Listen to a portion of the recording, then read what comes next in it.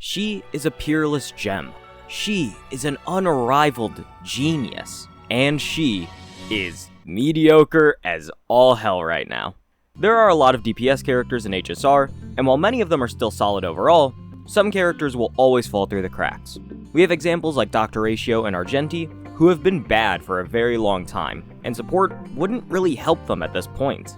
Then, we have characters like the Herta, a character who is still very decent and could excel with a bit of help, yet she hasn't received it in any way, shape, or form. There are a few of these cases in Star Rail, and today, I'm going to talk about them. We'll go over why they fell off, if there were any characters that could have helped them, and what I would want to see for these characters to try and make them relevant again. With all that said, let's get into it. When it comes to this topic, there aren't as many examples as you would think, surprisingly. At the end of the day, this is a gacha game, and characters are meant to get slowly outdated. We at least have the Nova Flare system now, so older characters will eventually be resurrected, thankfully. Now, it might take a while, but it will happen eventually for all of these older characters so that they can be somewhat competitive again. That's why characters like Ratio and Argenti don't fall on this list, since no amount of support will actually benefit them. Instead, today focuses on characters who never really received a designated support. They never got continuous upgrades like Mono Rem or Elation, and never got a game-changing support like Acheron, DOT, or Break. The characters who exemplify this are the Herta, Saber, and Njilin. Njilin is a bit less strong than these other two, but she's here for a reason, trust me. Let's start with everyone's favorite genius, and probably the most egregious case of this in HSR, Madam Herta. Let's pause and take a brief word from our sponsor, GamsGo.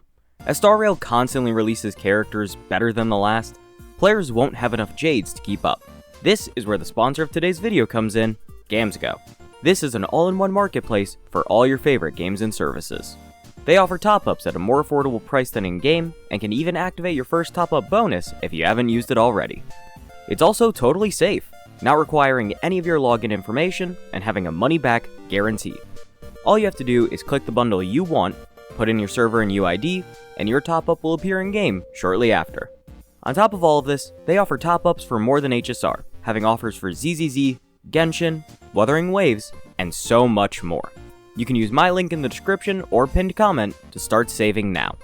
Thank you to GamsGo for sponsoring, and now, let's get back to the video. The Herta is an Ice Erudition character released in version 3.0. She was the very first banner of the new update, and on top of being one of the most requested characters in HSR history, she also showed off a lot of the new flash and polish the new version was bringing. She had gorgeous animations, an extremely unique kit design, and was set up by the endgame content to be a powerhouse for multiple updates. Everything looked great for the Herta, until it didn't. Let's start with her overall kit, and then we can talk about the issues at the heart of it. The Herta is an AoE-centric character who dominates swarms of enemies. Her enhanced skill is her bread and butter, being an extremely powerful attack and the focal point of her entire kit.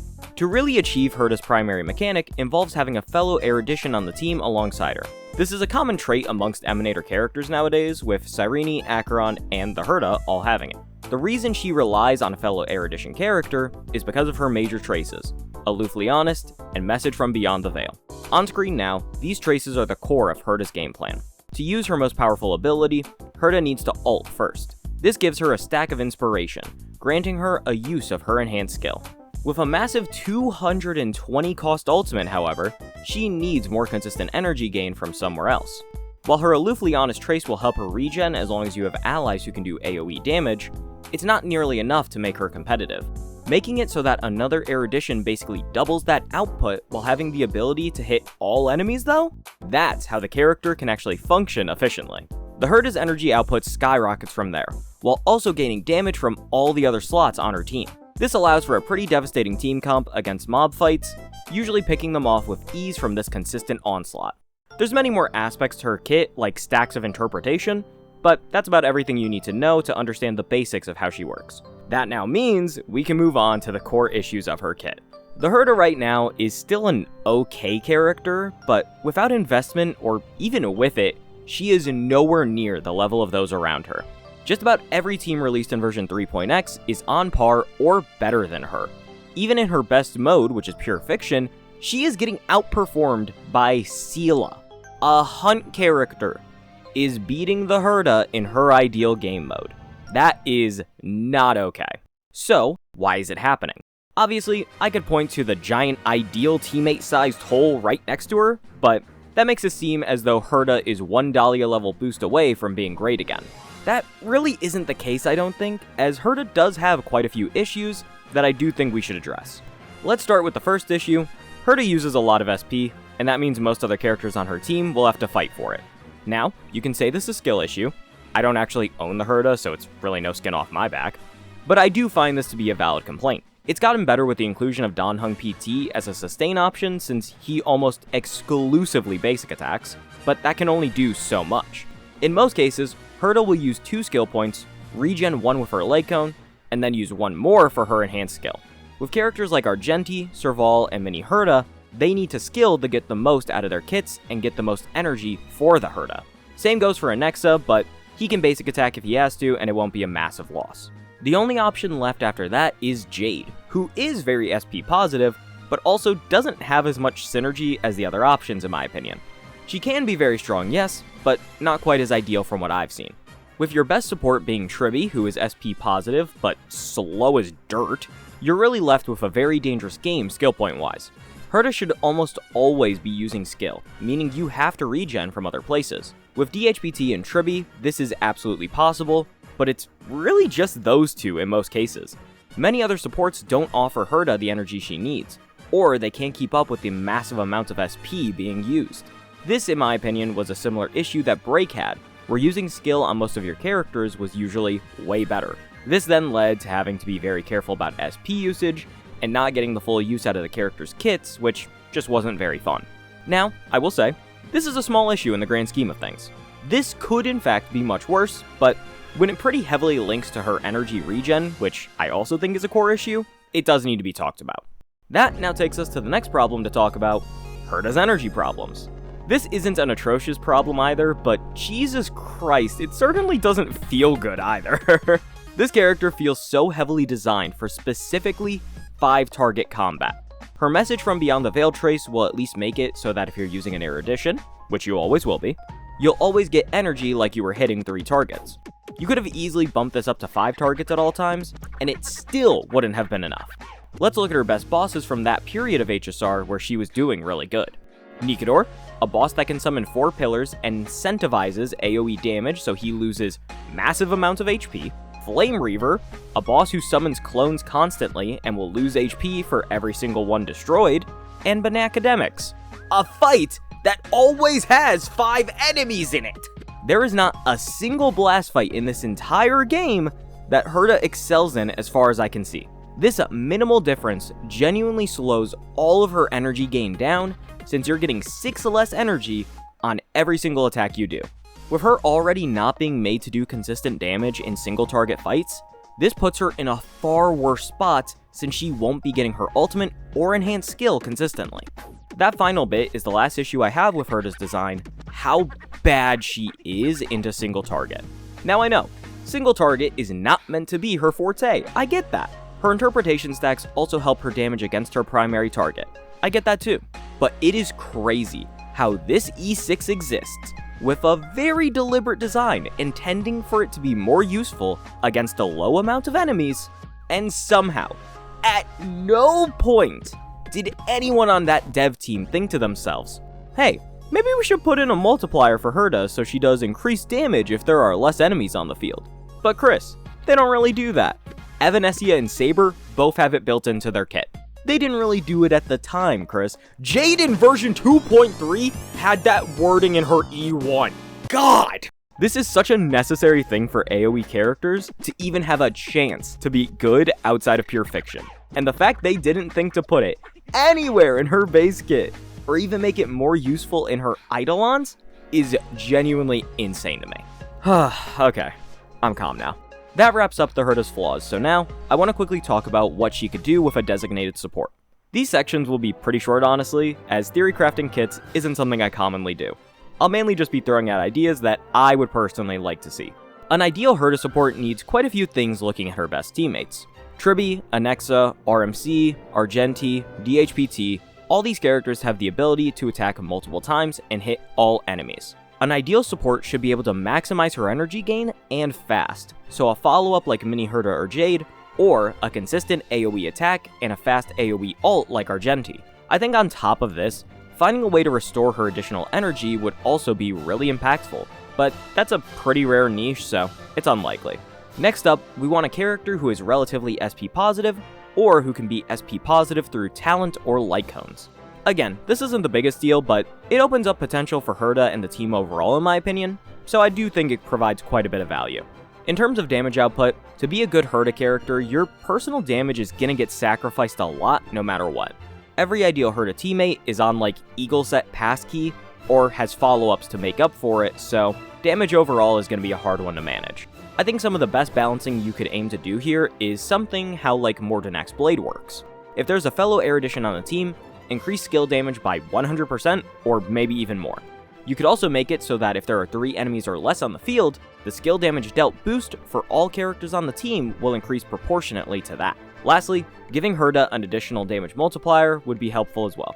An attack boost could be helpful, but she doesn't have access to Res Pen or Defense Ignore. There's some increased damage taken or vulnerability from her teammates, as well as some Res Pen from somebody like Tribby, but I think having a teammate have a Welt-style passive 20% Res Pen or 40% Defense Ignore through a condition would ultimately be pretty helpful. Maybe it could be done through the character's ultimate, since it will need to be consistently used anyway. That's about it for Herta, I think. Her main failure right now is her mediocre damage against low targets, and how no Erudition teammate in the game really enhances her. With a character like this, I don't think she would be absolutely top tier again, but she would definitely be much better off, and would have some potential to still improve into the future. Alright, so that was 3 pages about the Herta, so why don't we talk about somebody else now? The next character on my list for today is the E6 merchant herself, Saber. I know what many of you are thinking. I know he exists.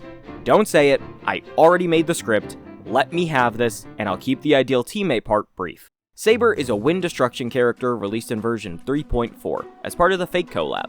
Unlike Herta, Saber never had a point in the meta where she was doing amazing. She wasn't the revival of destruction, that was fine on. She wasn't a pure fiction stomper, she was good, but better options still existed. She was simply decent across the board. As we all know though, being a jack of trades is not a good thing in HSR. You need to be amazing across the board, or very good in key areas to carve out a spot in the meta. And Saber just wasn't that at all. Let's jump into how her kit works, and then I'll explain how this character has been the little brother of Fate since the collab release. Saber is another AoE-centric character like the Herta, but in a very different way. Herta needs her ultimate to enhance her skill, and that's how she does her massive damage. Instead, Saber makes use of her unique skill to get her ultimate, which is how she decimates the battlefield. This ultimate is extremely strong, and quite frankly, Saber needs it since her damage elsewhere is unbelievably lacking. That's why so much of her kit is based around energy regen for this ultimate, with Saber also having an energy overflow to make sure the ult can come up constantly. Going in depth on her kit now, let's focus on her talent first, Dragon Reactor Core. This talent gives Saber Core Resonance. Core Resonance not only increases her damage, but each Core Resonance consumed will regen 8 points of energy for Saber. Consuming them is what grants her the ability to get her ult again so fast, and that takes us directly to her skill, Strike Air Hammer of the Wind King. Besides doing blast damage, the main function of this skill is to give Saber Core Resonance, and consume them if you have enough to get Saber her ultimate.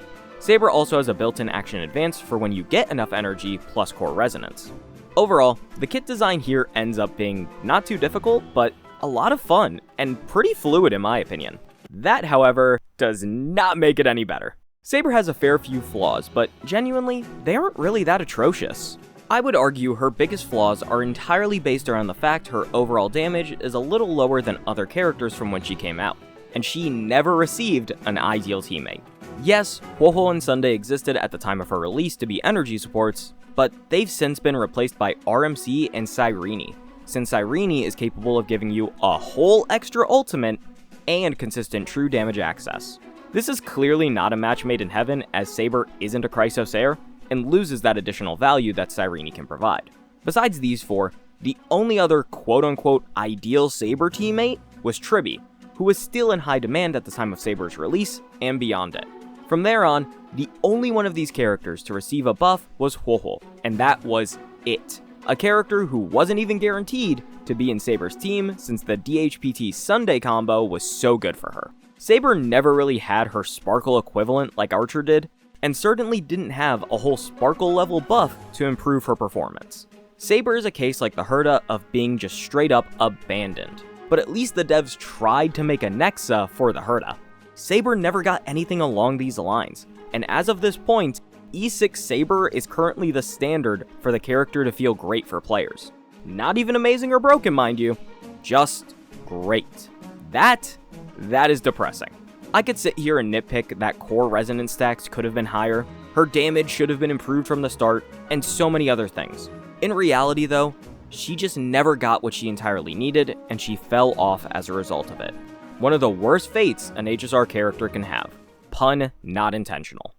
I'm being 100% serious. I didn't realize I wrote it like that in the script. That was right off the dome. That was not intentional, guys. So how do we fix Saber, you might be asking? Well, that Gilgamesh guy, he seems pretty cool, right, chat? Yeah, god damn it. Okay, jokes aside, let's quickly go over what Saber would be looking for. First of all is a character who helps her regen energy at an even faster pace, or who can be an ult spammer. She gains core resonance for allies using ultimates, so either one of these options could help her. Second, a massive ultimate damage dealt boost would of course be helpful, but increasing the floor of all of her damage would be far more beneficial, since she does less than me with a pool noodle on her non-ultimate attacks. Honestly, that's about it for Saber. Her kit design really isn't that bad, all things considered. She does have some anti-synergy with advancers since she has an advance in her base kit, but that's not really the worst thing to play around in most cases. The character really does just need that designated support designed specifically for her. Once she gets that, there's no telling how high her potential could be. Our last character of the day is going to be a doozy. This is arguably not only one of the most abandoned characters in HSR, but this is the most abandoned archetype in all of HSR. Hands down. That's right, folks. It's time to talk about the girl with a big temper and a bigger appetite, Njilin. Now, for longtime viewers of the channel, I've made my feelings very well known about the counter archetype. It is ridiculous that the best character of this entire niche is fine on skill. Not even really fine on himself, no, just his W key. This segment is going to focus a lot less on what's wrong with Njilin specifically, and more so on what is wrong with counter characters in general, and why they have such a minimal place in the game's meta.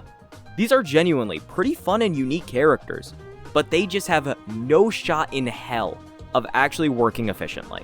Let's take a look at Njilin now to understand how this archetype works.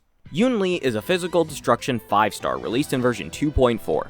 As a destruction character, her overall damage is blast, and she relies very heavily on receiving hits from the enemy to do her best work.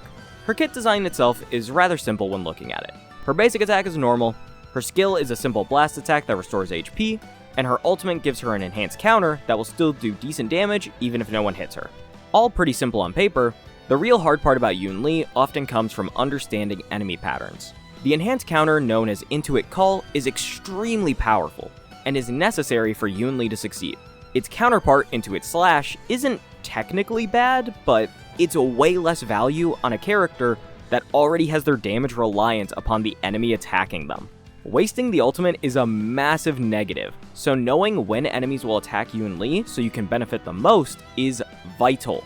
This also means characters who action advance don't have quite as much value for her, as advancing with your ult up will waste it, and her skill is pretty mediocre, all things considered. All in all, piloting Njilin at the highest level takes a lot of work and dedication. Not just because she can be hard to get the most value out of if you don't think ahead, but also because she has basically zero damn support in this entire game. We can now move on to what's wrong with Njilin's kit, and you want to know what's wrong with it? There has never been a counter-oriented teammate in this entire game. The way Clara and Njilin work, the bulk of their damage comes from the counters being enhanced. Buffing skill damage doesn't work for either of them, as their skills are too weak to be the bulk of their damage. Buffing ultimate damage similarly doesn't work, as it wouldn't be a substantial benefit compared to a normal damage boost. These counterattacks are counted as follow-up damage, so realistically, buffing follow-up substantially like how E2 Blade does would be extremely beneficial. But even then, that still would not be enough. The harsh reality of counter is that without the game being based around it, or more ways to manipulate enemies, it will never be able to truly succeed in HSR. Enemies are only so fast, and this game heavily encourages consistent actions like sparkle action advances, Monorem filling in when Cassie doesn't have dragon, Aha instance, or every single break character moving around at the speed of sound. Consistent actions mixed with high damage is king in HSR, and counter characters can struggle with both of these. These characters have no incentive to be fast, so that prevents them from moving too often. Besides, the counters are the only strong part of them, so their movement matters unbelievably little. However, enemies don't even have to always attack them. Some enemies buff, some heal, or some, even if they do attack, take reduced damage or some other ridiculous mechanic. The damage of characters like Yunli and Clara is also pretty low considering their older DPS, and there is no specific damage source buffing them over the top. The reason a character like Finon works so well is because comparatively, he has a mix of tools at his disposal. His counter already has the most utility in the game, with it advancing enemies for him to take the hits, and this then rewards him with Scourge to empower his meteors. Counter characters cannot just be predicated on doing counters to succeed. The counter can be part of the moveset, but only having that as the key component, it's a one-way trip to irrelevance, sadly. So what can we do for counter characters? I still believe characters like this need fundamental reworks to be effective, but the most brought up idea for a long time has been make a character who can action advance enemies for your counter units. A design I've been a fan of for a while is one my friend told me. Make a character or sustain who will target Yunli with an ability to give her increased counter damage dealt and damage mitigation. Then, allow the enemies to action advance, so they can only hit that one target, allowing them to pop their counter repeatedly to do massive damage. This character would be fast, meaning your DPS can still remain the same, and do their max damage. I honestly love this idea a lot, and yeah, it's nowhere near refined or perfect, but it's something at least. That's what counter characters need, is just a single strand of hope to hold on to. All of these characters today are so unique and interesting, and yet they've been left to rot by the devs and the meta at large. These mains deserve better, and getting to see the characters mentioned today excel, I think that would bring a smile to the face of HSR players everywhere, knowing that there is hope for anyone to be good again. Thank you so much for watching, I really do appreciate it. This video was one I've wanted to make for ages, but with the new characters coming out soon, I finally had to lock in and get it done. Let me know down below anyone or anything I missed, and what you would want to see for these characters. I got plenty more good videos coming out soon, so I'll see you guys then. Bye bye!